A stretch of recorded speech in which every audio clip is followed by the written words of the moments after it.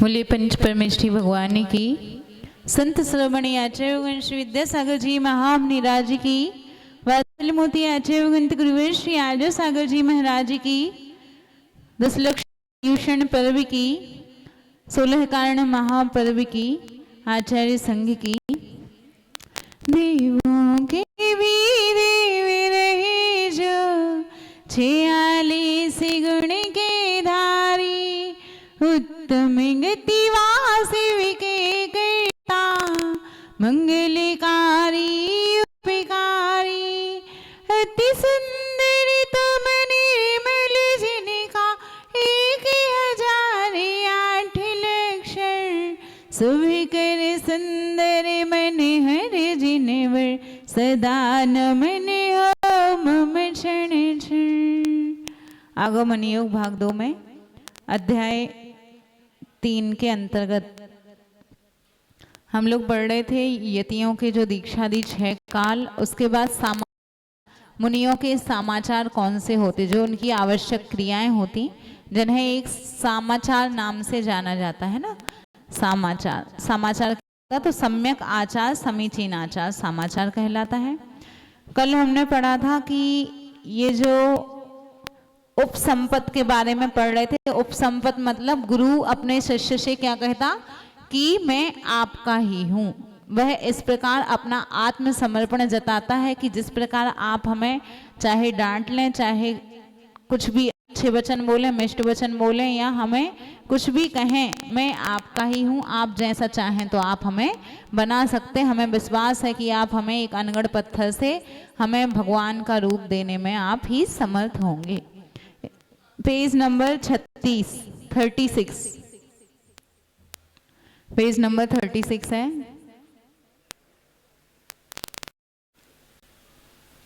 प्रश्न है 1536। निर्ग्रंथ मुनि या आचार्य परमेष्ठी, इनको आयतन किस अपेक्षा से कहा जाता है? तो जो 13 प्रकार के चारित्र और 13 प्रकार की क्रियाओं में उद्यत तथा सर्वशास्त्रों में पारंगत होते हैं, ऐसे आचार्य आदि आयतन शब्द से कहे जाते हैं। 6 आयतन कौन से हैं? सर्वज्ञ देव, सर्वज्ञ का मंदिर, ज्ञान, ज्ञान से युक्त ज्ञानी, चारित्र और चारित्र से युक्त साधु, ये 6 अनायतन कहे जाते हैं। हम लोग बोलते हैं ना षट अनायतन, जिसमें देव शास्त्र गुरु और उनकी कुगुरु, मतलब उनके आयतन के लिए बोलते हैं देव शास्त्र गुरु की विनय करना, और उनके द्वारा कहे गए उनकी विनय, मतलब उसमें वो कुदेव कुशास्त्र कुगुरु को मानने वाले और उनके सेवक। कोई मुनि अपने गुरु आचार्य दीक्षा शिक्षा गुरु से विशेष अध्ययन कि आपके चरणों की कृपा से अब मैं अन्य आयतन को प्राप्त करना चाहता हूँ। ये पूर्व की बात है, जब अपने संघ को छोड़कर किसी अन्य संघ में जा रहे हैं तो वे अपने गुरु से किस प्रकार निवेदन करते। वे क्या बोलते हैं कि हे गुरुदेव, आपके चरणों की कृपा से अब मैं अन्य आयतन को प्राप्त करना चाहता हूँ। आयतन ऊपर हम लोग ने पढ़ा कि आयतन वही है कि आचार्य परमेष्ठी, मतलब दूसरे गुरु की शरण में हम जाना चाहते हैं। आप मुझे यथा योग्य आज्ञा प्रदान करें। और वह मुनि इस विषय में 5-6 बार प्रश्न करता है। इस प्रश्न में पुनः पुनः प्रश्न करने में क्या हेतु है? इसका उत्तर देते हुए आचार्य कहते हैं कि शिष्य द्वारा पुनः पुनः आज्ञा हेतु पूछा जाना ये शिष्य का उत्साह प्रकट करता है, अथवा ऐसा करने से विशेष विनय भी प्रकट होती है। अर्थात पुनः पुनः आज्ञा लेने से आचार्य के प्रति विशेष विनय और अपना अधिक ज्ञान प्राप्त करने हेतु उत्साह मालूम होता। ऐसा नहीं कि आगम में लिखा है कि संघ को छोड़ के जाना पड़ता है तो उनके उत्साह ही नहीं, अब जाना पड़ता है तो एक बार बोल दिया महाराज जी हम जाना चाहते, अब अच्छा हुआ कि महाराज जी कुछ ना कहें तो बहुत अच्छा, हम बच गए जाने से। तो ऐसा नहीं, उत्साह मालूम होता है गुरु के लिए कि शिष्य किस प्रकार भावना व्यक्त कर रहा, किस प्रकार बार बार बोलेगा। एक बार हम लोग नमोस्तु करते, अगर महाराज जी ने हाथ नहीं उठाया तो अपन 1 बार 2 बार 3 बार करते कि जब तक हमें आशीर्वाद ना मिल जाए तब तक आंखों नजरों से उठा के ना देख लें हमें, तब तक हमें तसल्ली नहीं होती। ऐसे ही वह शिष्य अपने गुरु से निवेदन करता कि हे गुरुदेव, मैं अन्य संघ में अब विशेष ज्ञान के लिए मैं जाना चाहता हूँ, अपनी संलेखना की साधना करना चाहता हूँ। और इस प्रकार विशेष विनय पूर्वक कि एक बार नहीं सुना महाराज जी ने, मैं तो दोबारा आएंगे, 3 बार आएंगे, 4 बार आएंगे, बार बार पूछने से उत्साह मालूम होता है। अन्य आयतन की ओर विहार करता हुआ मुनि किसके साथ विहार करता? अब संलेखना तो एक महाराज जी को लेनी, अपनी समाधि की साधना तो एक महाराज जी को करनी जिनका समय हो गया। अब वे अकेले चले जाएं क्या, कि एक महाराज जी को ले जाएं, 2 को ले जाएं, कितनों को ले जाएं कि नहीं ले जाएं, कि क्या करें? अब कोई साधु अपने संग को छोड़ेगा तो संलेखना के समय वे जा रहे, तो अब वह किस प्रकार छोड़ें कि एक को तो जाना है, 2-3 मतलब फ्री में जाना पड़ेगा उनको अपने गुरु को छोड़ के। तो उस समय क्या करना चाहिए? अपने पूज्य गुरु की आज्ञा प्राप्त कर वह मुनि अपने सहित 4, 3 या 2 मुनि होकर विहार करता है। सारांश रूप से उत्कृष्ट तो ये है कि वह मुनि अपने साथ 3 मुनियों को लेकर जाए। मध्यम मार्ग ये है कि 2 मुनियों को साथ लेकर जाए, और जघन्य मार्ग ये है कि 1 मुनि को अपने साथ लेकर अवश्य जावे, क्योंकि अकेले जाना उचित नहीं है। हमारे आगम में ही कहा है कि एकल विहार नहीं होता है। एकल विहारी साधु कैसे होते हैं? जो तप, सूत्र, सत्व, एकत्व, भाव, सहनन और धैर्य इन सबसे परिपूर्ण दीक्षा और आगम में बली मुनि एकल विहारी स्वीकार किए गए। इनका अर्थ क्या है जो ऊपर कहे? तो तप वह कहलाता कि अनादि 12 प्रकार का जो तप है। सूत्र मतलब 12 अंग और 14 पूर्व को सूत्र हैं, अथवा उस काल क्षेत्र के अनुरूप जो आगम है वह भी सूत्र है, तथा प्रायश्चित ग्रंथ आदि भी सूत्र के नाम से कहे गए हैं। सत्व क्या है? शरीरगत बल को, अस्थि की शक्ति को और भावों के बल को सत्व कहते हैं। एकत्व शरीर आदि से भिन्न अपनी आत्मा में रति करना एकत्व है। भाव शुभ परिणाम को भाव कहते। सहनन अस्थियों और त्वचा की दृढ़ता को सहनन कहते हैं, जो वज्र वृषभ नाराज सहनन आदि 3 सहननों में विशेष रहती है। धैर्य मन के बल या शुद्धादि से व्यापी होना धैर्य कहलाता है। दीक्षा जो चिर प्रवर्जित अर्थात बहुत काल से दीक्षित व तपस्वी है। आगम में बली आचार संबंधी सिद्धांत में भी अक्षुण्ण है अर्थात निष्णात है। इस तरह आचार ग्रंथों के अनुकूल जो चर्या में निपुण है, ऐसे गुण विशिष्ट मुनि को ही जिनेन्द्र देव ने एकल विहारी होने की अनुमति दी है। एकल विहारी कौन हो सकते हैं? कि जिनका शुभ परिणाम है, वज्र वृषभ नाराज सहनन है। ऐसा क्यों कहा?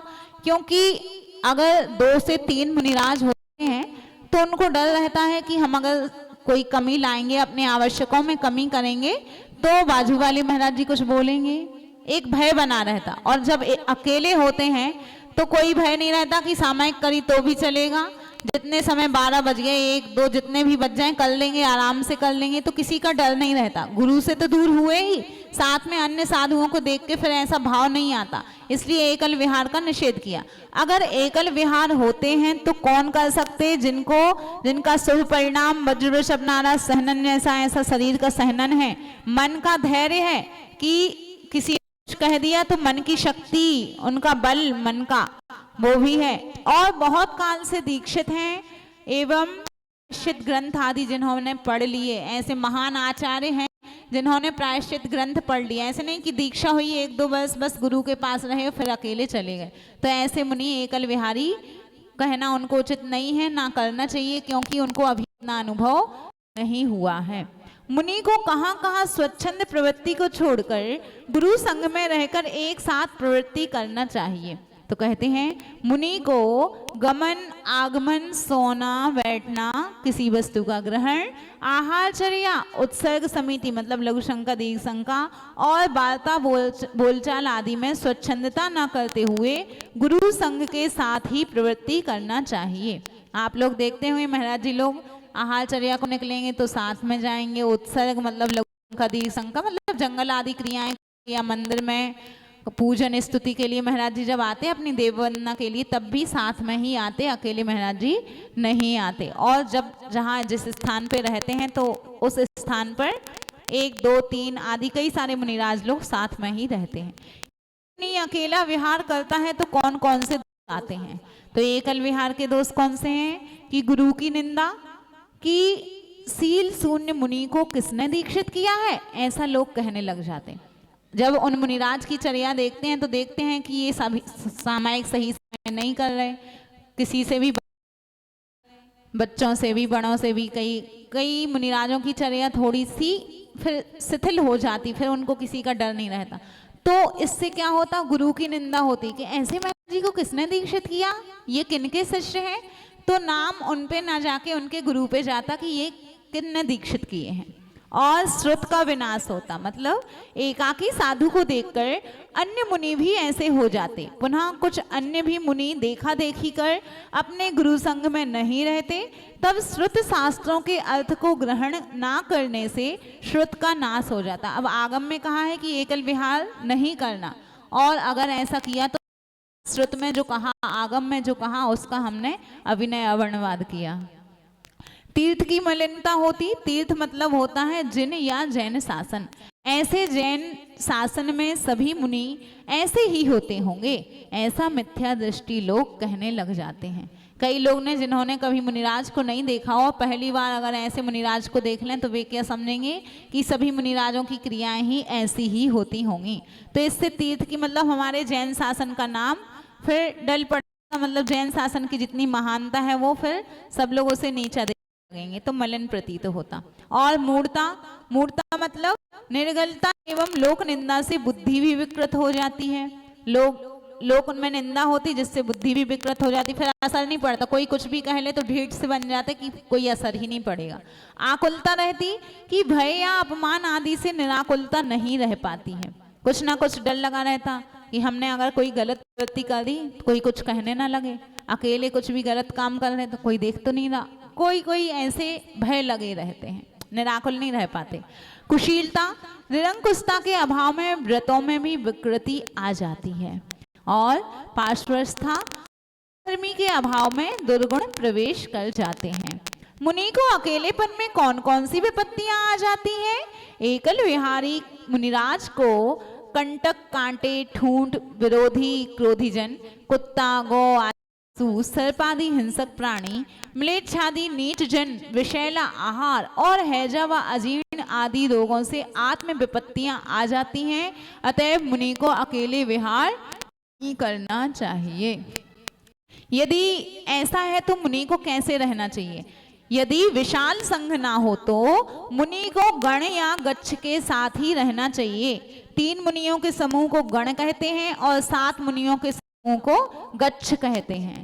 एकल विहार करने वाले मुनि के और कौन कौन से पाप स्थान आगम में वर्णित किए गए? तो एकल विहारी, ये जो आप लोग देख रहे हैं महाराज जी के सारे शिष्य ही हैं। आज्ञा उल्लंघन, जिनेंद्र देव के उपदेश का उल्लंघन होता है। अनवस्था, एकाकी विचरण की परंपरा चल पड़ती है। मिथ्यात्व सेवन, मिथ्या दृष्टियों से मिथ्यात्व का संस्कार पड़ जाता है।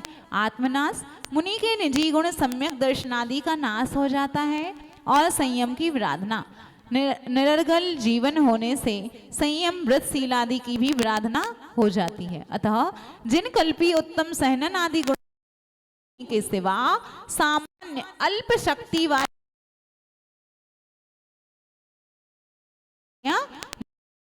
गुरुकुल में होने वाले मुनियों के 5 आधार, गुरुकुल में होने के 5 आधार उपाध्याय, वर्तक, स्थविर, गणधर।